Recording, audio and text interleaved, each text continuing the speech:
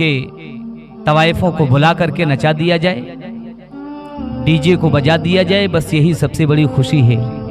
लेकिन मुसलमानों अफसोस होता है, परसों भी एक तौबा करवाया गया, जुर्माना भी उसने भरा। जब तलाशा गया कि इसको आखिर बंधाया कौन, लाया कौन, तो पता चलता है मेरा दामाद नहीं माना, कहीं कहता है कि लड़के के फूफा नहीं माने। लेकिन कसम है वहदहू ला शरीक की, जिसके कब्ज़े कुदरत में हम सबकी जान है। लानतें हैं ऐसे लोगों पर जो ऐसे शादी और ब्याह के मौके पर तवाइफों को नचा करके लोगों के दिलों को खुश करने की कोशिश करते हैं। परवरदिगार आलम उनसे एक एक ज़र्रे का हिसाब मैदान महशर मिलेगा। ये समझिए, अगर खुदावंद कुद्दूस ने उन्हें दौलतें दी हैं तो उन दौलतों का हिसाब लेना भी वो जानता है। चाहे वो कब्र की तारीकियाँ हों, चाहे महशर कि वो हालात हों, ये समझते हैं कि दुनिया में जो कुछ करना है कर लो, आखिरत कौन देखेगा। लेकिन आखिरत ही एक ऐसी जगह है जहां पूरी दुनिया देखेगी। मेरे आका अलैहित्तहिय्यतु व सना का यह फरमाने वाली शान है। मेरे नबी फरमाते हैं, मेरे आका ने जो चीज फरमा दिया वो चीज कभी टल नहीं सकती है। जमीन टल सकती है, आसमान टल सकता है, लेकिन मेरे मुस्तफा का फरमान कभी नहीं टल सकता। मेरे आका ने फरमा दिया महशर हक है तो महशर हो के रहेगा। और मैदान महशर एक ऐसी जगह जहां न बाप बेटे का, न बेटा बाप का, न माँ बेटी की, न बेटी माँ की, कोई किसी का नहीं होगा। नफसी नफसी का आलम होगा, कोई किसी का सहारा बनने वाला नहीं होगा। मेरे आका अलैहित्तहिय्यतु व सना का यह फरमानी अलीशान है। नबी आखिर ज़मा अलैहित्तहिय्यतु व सना के ज़माने से पहले हज़रत ईसा अलैहिस्सलाम के बाद 700 बरस का ज़माना ऐसा गुजरा जिसमें न कोई दीन, न कोई शरीयत, न कोई नबी, न कोई किताब। उस दौर को दौरे जिहालत कहा जाता है, जिस दौर में अगर किसी के घर बच्चा पैदा होता था तो उसकी परवरिश करना लोग बड़े ही फख्र की बात समझते थे। लेकिन अगर कहीं बच्ची पैदा हो जाती थी तो उस बच्ची को दरिंदा सिफत इंसान बाप अपने हाथों से पकड़ता और एक फावड़ा लेता। आज भी वो जगह मक्के में मौजूद है जहां दौरे जिहालत में बच्चियां दफन की गई थी। वो कब्रिस्तान आज भी मौजूद है। हुज्जाज किराम जाते हैं हज करने के लिए या उमरा करने के लिए, वहां उन चीजों को तलाशते हैं। वो जगह आज भी मिलती है, मौजूद है। जिस दौर में बच्चियों को जिंदा दफन कर दिया गया था, वो दरिंदा सिफत इंसान बाप अपने हाथ में फावड़ा लेकर के दूसरे हाथ में अपनी हंसती और खेलती उस बच्ची को लेकर के जाता, गड्ढा खोदता और खोदने के बाद उस बच्ची को दफन करने के बाद उसके मत्थे पे शिकन नहीं आती थी, बल्कि अपने हाथों से पसीने पोंछता था। कसम वहदहू ला शरीक की सहाबी मेरी आका अलैहित्तहिय्यतु व सना की बारगाह में हाजिर हुई। अर्ज करते हैं, या रसूल अल्लाह, सरकार मुझसे बड़ी खताएं हुई हैं या रसूल अल्लाह, लेकिन वो दौर मेरे आका दौरे जिहालत का था। मैं नहीं जानता था इस्लाम क्या है। मेरे दिल में दीन के लिए कोई जगह भी नहीं थी। मैं दीन को पहचाना भी नहीं, दीन को जाना भी नहीं कि दीन क्या है। लेकिन मेरे आका, मैंने इन्हीं हाथों से अपने 6 बच्चियों को जिंदा दफन किया। मुझे कोई दहशत न महसूस हुई, मुझे कोई खौफ न लाहिक हुआ। लेकिन या रसूल अल्लाह, जब मैंने अपनी 7वीं बच्ची को दफन किया तो सरकार मुझे इतना खौफ लाहिक हुआ, इतनी दहशत महसूस हुई कि मेरा बदन कांपता रहा। लेकिन उसी कपकपी के आलम में मैं उस बच्ची को दफन कर दिया। मेरे आका अलैहित्तहिय्यतु व सना इरशाद फरमाते हैं, ऐ मेरे सहाबी, जब तुमने अपनी 6 बच्चियों को जिंदा दफन किया था तो उस वक्त मेरी नबुव्वत का सूरत तुलू ना हुआ था। और जब तुमने अपनी 7वीं बच्ची को जिंदा दफन किया है तो मेरी नबुव्वत का सूरत तुलू हो गया था। मैं अब्दुल्लाह के मकान पे आमना की गोद में आ चुका था, इसलिए मेरी दहशत थी जो तुमने महसूस। मेरी आका अलैहित्तहिय्यतु व सना का एहसान अजीम है। मेरे सरकार इस दुनिया में तशरीफ लाए, इरशाद फरमाए, लोगों तुम बच्चियों को जिंदा दफन कर देते हो, बच्चियों को जिंदा दफन ना करो। जब बच्चा पैदा होता है तो 1 रहमत नाजिल होती है, लेकिन जब बच्ची पैदा होती है तो 10 रहमतों का नुज़ूल हुआ करता है।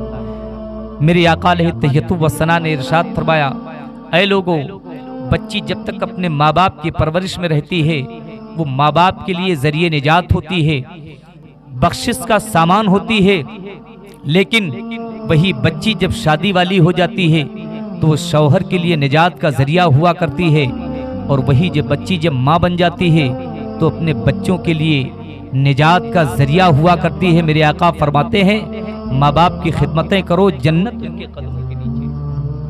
میرے آقا نے یہ نہیں فرمایا کہ ماں اگر متقیہ ہے تو اس کے قدموں کے نیچے جنت ہے۔ میرے سرکار نے یہ نہیں فرمایا کہ ماں اگر پرہیزگار ہے تو اس کے قدموں کے نیچے جنت ہے۔ ماں جیسی بھی ہو بیٹے کی جنت اسی کے قدموں کے نیچے ہے۔ میرے آقا علیہ تحیۃ و ثناء ارشاد فرماتے ہیں لوگوں سنو، تم اپنے ماں باپ کی خدمتیں کرنا، کبھی ان کی شان میں گستاخیاں مت کرنا، ہمیشہ ان کی دعائیں حاصل کرنا، کبھی ان کے لیے بد دعائیں حاصل کرنے کی کوشش مت کرنا، ورنہ جیسے ایک نبی کی دعا امتی کے لیے رد نہیں کی جاتی ہے، اسی طریقے سے ماں باپ کی دعائیں بچوں کے لیے کبھی رد نہیں ہوتی ہیں۔ اور والدین کی بھی تمنا ہونی چاہیے، پروردگار اگر تو نے مجھے اولادیں دی ہیں تو ان اولادوں کو ہمارے لیے فرما بردار بنا، ہمارے لیے فرما بردار بنا۔ اے خداوند قدوس ان کو کبھی میرا غدار مت بنانا، اور ان کو کبھی میری بارگاہ کا گستاخ مت بنانا۔ اگر ماں باپ کی دعائیں ہیں تو انشاءاللہ الرحمن وہ دعائیں ضرور رنگ لائیں گی، اس لیے کہ جب ماں باپ کی دعائیں بچے کے لیے اللہ رب العزت قبول کر لیا کرتا ہے تو ان کی یہ دعا بھی رد نہیں ہو سکتی ہے۔ میرے آقا علیہ تحیۃ و ثناء ارشاد فرماتے ہیں جس نے اپنے ماں باپ کا چہرہ محبت کے ساتھ دن بھر میں ایک مرتبہ دیکھا، خداوند قدوس اسے ایک حج مبرور کا ثواب عطا فرماتا ہے۔ حج مبرور جانتے ہیں کسے کہتے ہیں؟ حج مبرور اسے کہتے ہیں وہ حج جو رب کی بارگاہ میں قبول ہو چکا ہو۔ آج 3 لاکھ 4 لاکھ 5 لاکھ لگا کر کے جانے والا وہ حاجی اپنے آپ کو یہ نہیں کہہ سکتا کہ میرا حج رب کی بارگاہ میں قبول ہو چکا ہے، لیکن سرکار نے اس کے مقبولیت کی ایک نشانی بیان فرمائی ہے کہ جانے والا کتنا بڑا خطا کار ہو، کتنا ہی پاپی کیوں نہ ہو، کتنا ہی بڑا گنہگار کیوں نہ ہو، لیکن آنے کے بعد اس سے بہتر ہو جائے تو سمجھ لو اس کا حج رب کی بارگاہ میں قبول ہو چکا ہے۔ حجر اسود جو ایک جنتی پتھر ہے، پورا پتھر کالا ہو چکا ہے، بس تھوڑی سی سفیدی اس کی باقی ہے۔ میرے آقا علیہ تحیۃ و ثناء نے اسے چوما، اس لیے میرے سرکار نے ارشاد فرمایا یہ گناہوں کو جذب کرتا ہے۔ جانے والے حجاج کرام جو بھی جاتے ہیں، میرے آقا فرماتے ہیں جب اس حاجی کی واپسی ہوتی ہے تو ایسے ہو جاتا ہے وہ جیسے ابھی ماں کے شکم سے بچہ پیدا ہوا ہو، اس طریقے سے اس کی شان ہو جایا کرتی ہے، اس طریقے سے وہ ہو جایا کرتا ہے۔ لیکن وہی حجر اسود جو حضرت آدم سے لے کر کے اور اب تک کے وہ گناہوں کو جذب کرتا رہا، لوگوں کے گناہوں کو جذب کرتے کرتے کالا ہو چکا ہے، ذرا سی اس کی سفیدی باقی ہے۔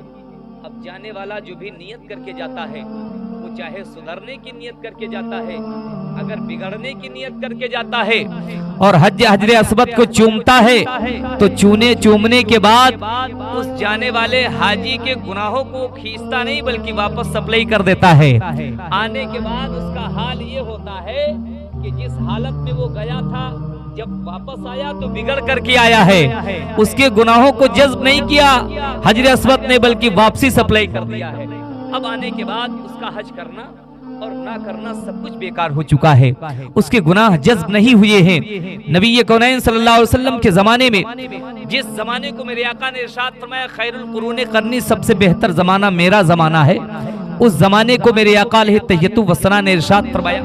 اس وقت بھی میرے نبی سے حاسدین، حسد کرنے والے اس وقت بھی زمانے میں تھے، جو میرے مصطفیٰ کے سامنے جب حاضر ہوتے تو نبی کونین صلی اللہ علیہ وسلم کی بارگاہ میں عرض کرتے یا رسول اللہ آمنا و صدقنا، ہم آپ پر ایمان لائے، آپ کی تصدیق کرتے، آپ کو ہم دل سے مانتے ہیں، نبی ہیں آپ۔ لیکن جب میرے آقا کی بارگاہ سے واپس ہٹتے تو نبی کی توہین کیا کرتے تھے، میرے نبی نے انہیں منافقین کا درجہ دیا۔ مسجد نبوی کے منبر پہ میرے سرکار کھڑے ہوتے ہیں اور اس کے بعد ارشاد فرماتے ہیں اے فلاں اخرج من المسجد لانک منافق، اے فلاں تو نکل جا میری مسجد سے اس لیے کہ تم منافق ہے۔ میرے سرکار اس کے دل کے حالات کو جاننے والے ہیں، میرے مصطفیٰ ان کے دل کے ارادوں کو جاننے والے ہیں۔ لیکن قسم وعدہ لا شریک کی، جس کے قبضے قدرت میں ہم سب کی جان ہے، یہ میرے مصطفیٰ کا یہ احسان ہے کہ ہمارے اوپر کوئی عذابات دنیاوی نازل نہیں ہوتے، ورنہ آج مسلمان کے نام پر ایسے بدنما نشان لگانے والے نوجوان، ان کے اندر ایسی لتیں پیدا ہو گئی ہیں جن کو دیکھنے کے بعد رمضان کے مہینے میں بھی ایسے کئی نوجوان دیکھے گئے کہ تعجب ہوتا ہے، پروردگار تو ان کے اوپر عذاب کیوں نہیں نازل فرما دیتا؟ لیکن یہ رب کا وعدہ ہے میرے محبوب، تمہاری امت پہ کوئی دنیاوی عذاب نازل نہیں ہوگا، جو بھی ہوگا فیصلہ میدان محشر میں ہوگا۔ ورنہ آج نوجوان کتنے گھر ایسے ہیں مسلمانوں کے جو باپ پتا چلا کہ شراب کی حالت میں ہے، وہ بچوں کے حالات ایسے ہیں کہ ان بچوں کی پرورش کرنے والا کوئی نہیں ہے، اس کے پاس اتنا ذریعہ معاش بھی نہیں ہے، وہ اتنا کما بھی نہیں پاتا ہے، وہ اپنا خرچ چلائے، وہ میکدے سے شراب کی بوتلیں خریدے یا ان بچوں کی پرورش کرے۔ حالات ایسے ہیں، پتا چلتا ہے کوئی اسمیک میں لگا ہوا ہے، اپنی زندگیاں برباد کر رہے ہیں، گانجا، بھانگ، افیم، چرس، مرفیہ، دنیا بھر کی جتنی نشے آور چیزیں ہیں، ایسا لگتا ہے کہ سب ان مسلمان کہلانے والے اپنے اوپر بدنما نشان لگانے والوں ہی کے حصے میں سب آ گئی ہیں۔ افسوس ہوتا ہے، تعجب ہوتا ہے میرے پیارے، عمل سے زندگی بنتی ہے، جنت بھی جہنم بھی، یہ انسان اپنی فطرت میں نہ نوری ہے نہ ناری ہے۔ حضرت عمر رضی اللہ تعالیٰ عنہ کے زمانے میں میرے آقا علیہ التحیۃ والثناء کے بعد حضرت صدیق اکبر کا دور آتا ہے، حضرت صدیق اکبر کے بعد حضرت عمر فاروق اعظم کا دور آتا ہے۔ حضرت عمر فاروق اعظم امیر المومنین ہیں، آپ کے اصول، آپ کے روزانہ کے معمولات تھے، نماز عشاء کے بعد آپ مدینے کی گلیوں میں ٹہلا کرتے تھے اور ٹہل کر کے اس چیز کا پتہ لگاتے تھے کہ کوئی ایسا گھر تو نہیں جس گھر میں چولہا نہ جلا ہو، اگر میدان محشر میں خدا بند قدوس نے مجھ سے اس کا حساب لے لیا تو میں جواب کیسے دوں گا۔ ایسے حضرت عمر رضی اللہ تعالیٰ عنہ ایسے حالات کو دیکھا کرتے تھے، پتہ لگاتے تھے کہ کوئی ایسا ہو جس کی میں مدد کروں، کوئی ایسا ہو جس کی میں امداد کروں۔ حضرت عمر فاروق اعظم رضی اللہ تعالیٰ عنہ گلیوں میں گھوم رہے ہیں، جب تک کہ ماں اور بیٹے کی کچھ آواز سننے میں آپ کو ملتی ہے۔ ماں، اس گھر میں صرف ماں تھی اور ایک بیٹی تھی، غریب گھرانہ تھا، ان کے گھر میں ایک جانور تھا، اسی کے دودھ سے ان کا گزارا ہوا کرتا تھا۔ حضرت عمر فاروق اعظم نے مسجد نبوی کے منبر سے اعلان فرمایا کہ آج کے بعد مدینے میں اب کوئی دودھ میں پانی ملا کر کے بیچ نہیں سکتا ہے۔ حضرت عمر فاروق اعظم نے اعلان فرمایا، یہ اعلان پورے مدینے والے لوگ سنتے ہیں اور سننے کے بعد ہر ایک عمل کرنے کی کوشش کرتے ہیں۔ ماں اور بیٹی ہے، رات کی تنہائی ہے، رات کی تاریکی میں ماں اور بیٹی آپس میں بات کر رہی ہیں۔ ماں نے بیٹی سے کہا، بیٹی یہ دودھ نکلا رکھا ہوا ہے، اس میں تو پانی ملا دے۔ بیٹی نے کہا، ماں آج ہی تو حضرت عمر فاروق اعظم نے اس چیز کا اعلان کیا ہے کہ آج کے بعد اب کوئی مدینے میں دودھ میں پانی ملا کے بیچ نہیں سکتا ہے۔ ماں نے جب کہا تو بیٹی نے اس کا جواب دیا۔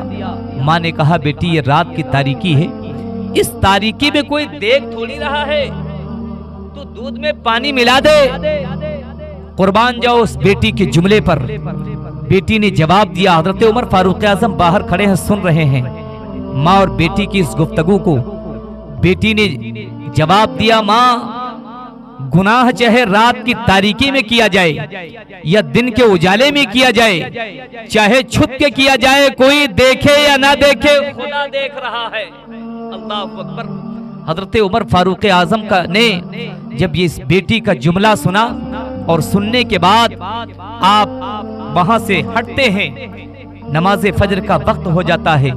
آپ نے نماز فجر مسجد نبوی میں ادا کی۔ ادا کرنے کے بعد سیدھے اسی گھر کے دروازے پر پہنچتے ہیں۔ باہر سے آپ نے کھنڈی کھٹکھٹائی، اندر سے آواز آئی، کون؟ حضرت عمر فاروق فرماتے ہیں، میں عمر ہوں۔ ماں ڈر جاتی ہے، دروازہ کھولتی لیکن ڈر جاتی ہے، سہم جاتی ہے۔ عورتوں کا دل تو ایسے کمزور ہوتا ہے۔ ماں نے سوچا کہ ایسا نہ ہو حضرت عمر مجھے جیل کی سلاخوں میں ڈال دیں۔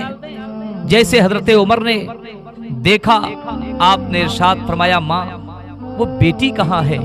ذرا اس سے میں ملاقات کرنا چاہتا ہوں۔ حضرت عمر فاروق اعظم فرماتے ہیں ماں نے فوراً بیٹی کو بلایا۔ بلانے کے بعد ماں اور بیٹی جب آمنے سامنے ہوتی ہیں، آپ نے ارشاد فرمایا میرا ایک بیٹا ہے جو بالغ ہو چکا ہے، جوان ہو چکا ہے، شادی کے قابل ہو چکا ہے، میں تمہاری بچی کے ساتھ اپنے بیٹے کا رشتہ کرنا چاہتا ہوں۔ حضرت عمر فاروق اعظم کے سامنے وہ بچی تو کچھ نہ بول سکی، لیکن ماں نے کہا کہ یہ رشتہ مجھے منظور ہے۔ جب آپ اس نے منظور کر لیا، حضرت عمر فاروق اعظم رضی اللہ تعالیٰ عنہ ارشاد فرماتے ہیں کہ قسم وحدہ لا شریک کی، جس کے قبضے قدرت میں میری جان ہے، جب تک دنیا میں ایسی بیٹیاں زندہ ہیں کبھی اسلام کا خون نہیں ہو سکتا ہے، اسلام کی آبرو کہیں نے کبھی نہیں لٹ سکتی ہے۔ اس لیے ان کے دل میں خوف الہی بیٹھ چکا ہے کہ میرے گناہوں کو کوئی دیکھے یا نہ دیکھے، خدا دیکھ رہا ہے۔ حضرت عمر فاروق اعظم نے اس بچی سے اپنے بیٹے کا رشتہ کیا۔ رشتہ کرنے کے بعد اپنے گھر لے جاتے ہیں اور آپ نے ارشاد فرمایا بیٹی تو میری بہو بھی ہے، میری بیٹی بھی ہے، اور میرے گھر میں کوئی زیادہ کام نہیں ہے۔ میری عدالت کی کرسی پر بیٹھنے سے پہلے تیری ایک ذمہ داری یہ ہے کہ جب میں عدالت کی کرسی پہ بیٹھوں اس سے پہلے کچھ میرے لیے ناشتے کا انتظام کر دیا کرنا، اور جب کرسی پہ بیٹھ جاؤں تو تم کو میرے پاس کھڑے ہو کر کے اس چیز کی یاد دلانا ہے کہ عمر جو فیصلہ تم کر رہے ہو یہ فیصلہ کوئی دیکھے یا نہ دیکھے، خدا دیکھ رہا ہے، تاکہ عمر سے کوئی خطا ایسی نہ ہو جائے جو کہیں غلط فیصلہ مجھ سے ہو جائے، میدان محشر میں میری پکڑ اس سے ہو۔ اس لیے تمہاری بس یہی ایک ذمہ داری ہے اور میرے لیے کوئی کام نہیں ہے۔ قربان جاؤ اس بیٹی کے جملوں پر۔ اللہ رب العزت کا خوف جس کے دل میں ہوا کرتا ہے اس کے لیے محبتیں اس وقت بھی تھی، آج بھی یہ قیامت تک کے رہیں گی۔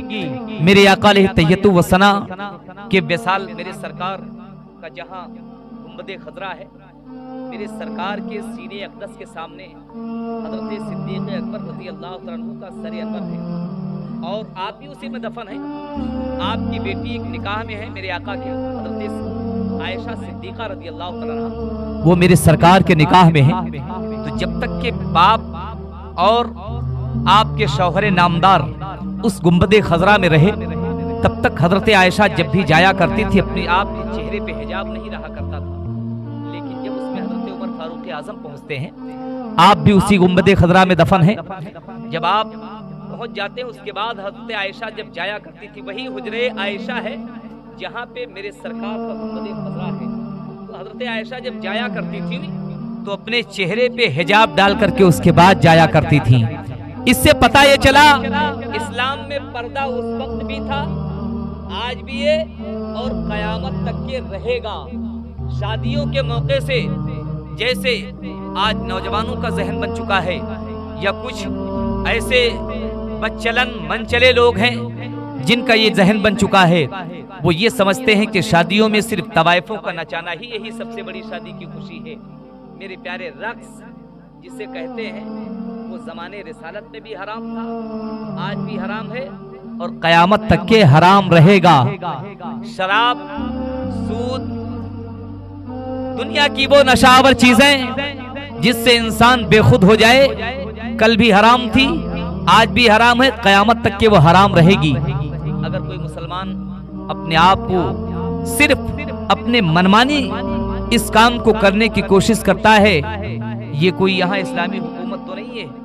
حضرت عمر کا دور ہوتا تو ان کو چوراہے پہ کھڑا کر کے اس کے بعد گردنیں مار دی جاتی کہ ان کو جینے کا کوئی حق نہیں۔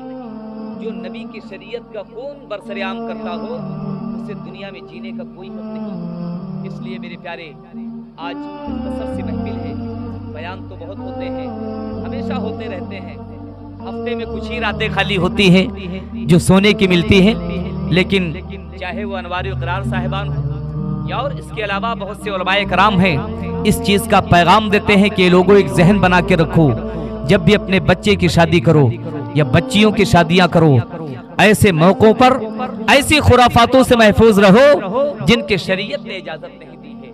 یہ ذکر نبی کی محفل ہے، شادی کا موقع زمانے کے بعد دیکھنے کو ملتا ہے. ماں باپ کی آرزویں ہوتی ہیں, تمنائیں ہوتی ہیں, زندگی بھی کئی طرح کی ہوتی ہے نا. یہ تو بہت زمانے کے بعد ایسا موقع آتا ہے. زندگی ایک ایسی بھی ہوتی ہے جو صرف ماں کے شکم تک ہی محدود رہتی ہے. یعنی بچہ جب پیدا ہوتا ہے تو ماں کے شکم سے مر کے اس کے بعد پیدا ہوتا ہے. وہ بھی ایک بچہ ہے, اس کی بھی زندگی ہے, لیکن صرف ماں کے شکم تک محدود ہے.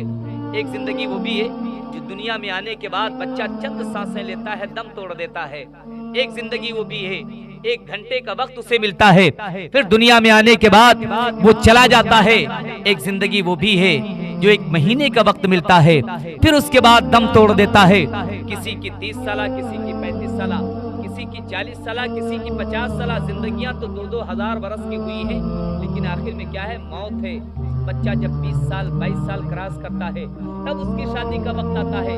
یہ بھی میرے نبی کا یہ احسان عظیم ہے کہ یہ زندگی بھی اگر ملی ہے تو میرے مصطفیٰ کے صدقے توسل سے ملی ہے, اور اس کے شادی کے جو دن آئے ہیں یہ بھی میرے نبی کے صدقے توسل سے ملے ہیں. شادی میرے آقا ارشاد فرماتے ہیں, النکاح من سنتی فمن رغب عن سنتی فلیس منی. شادی کرنا یہ میری سنت ہے, اور جس نے اس سے اعتراض کیا وہ مجھ سے نہیں. میرے آقا نے اپنی ناراضگی کو ظاہر فرمایا ہے. اگر میرے سرکار نے اسے جائز قرار نہ دیا ہوتا تو انسان جیسے ایک جانور اپنی زندگی گزارتا ہے, اسی طریقے سے انسان کی زندگی گزرتی, نہ جائز نہ ناجائز نہ حرام نہ حلال, کسی چیز کی تمیز نہ ہوتی. لیکن یہ تو احسان ہے میرے آقا کا علیہ التحیۃ والثناء کا کہ سرکار نے ہمیں وہ عطائیں عطا کی ہیں. ہم اگر ان کا شکریہ ادا کرنا چاہیں تو اپنی پوری زندگی نہیں ادا کر سکتے ہیں. اس لیے میرے پیارے, ہمیں اگر زندگی ملی ہے تو اپنے نبی کے اصول پہ گزارنے کی کوشش کریں. انشاءاللہ الرحمن ہماری زندگی بھی کامیاب رہے گی. حضور تاج الشریعہ علیہ رحمت و رضوان فرماتے ہیں کہ جب سب کچھ میرے نبی کے صدقے میں ملا ہے تو یہ زندگی بھی نبی کے اصول پہ گزرنی چاہیے. زندگی بھی نبی کے اصول پہ گزرنی چاہیے. 2-3 شعر